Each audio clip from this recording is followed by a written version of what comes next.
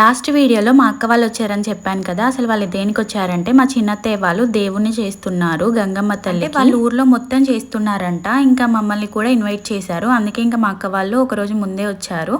ఇంకా మేమైతే వెళ్ళిపోతున్నాము అందరం కలిసి. త్వరగా రెండక్క పార్క్కి వెళ్దాం అని ముందు రోజు చెప్తే వాళ్ళైతే 9 o'clock వచ్చారు. పార్క్ మూసే టైంకి వచ్చారు. ఇంకా ఏం చేద్దాం వెళ్ళలేదు. పాపం మా అమ్మ వాళ్ళు అయ్యారు.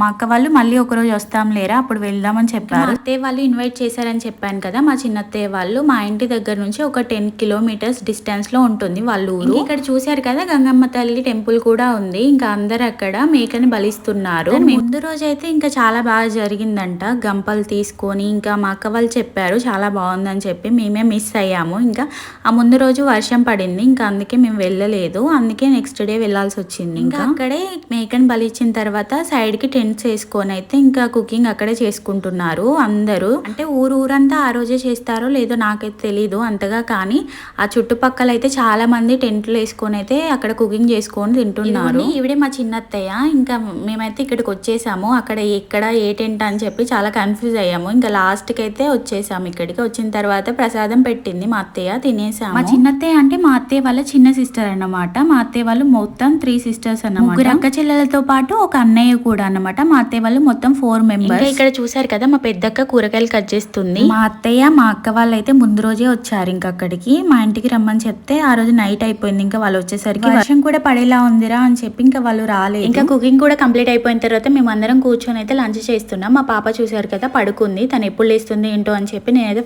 ఫాస్ట్ గా తినేసాను. లంచ్ కంప్లీట్ అయిపోయిన తర్వాత మా అక్క వాళ్ళతో కాసేపు ముచ్చట్లు పెట్టేసి ఇంటికైతే వచ్చేసాం మేము. ఎందుకంటే రేపు మా వారు వెళ్ళిపోతున్నారు. లగేజ్ ప్యాక్ చేయాలని చెప్పి మేమైతే ఫాస్ట్ గా వచ్చేసాము. ఇంకా మా అక్క వాళ్ళని ఎప్పుడు కలుస్తాను ఏంటో మళ్ళీ.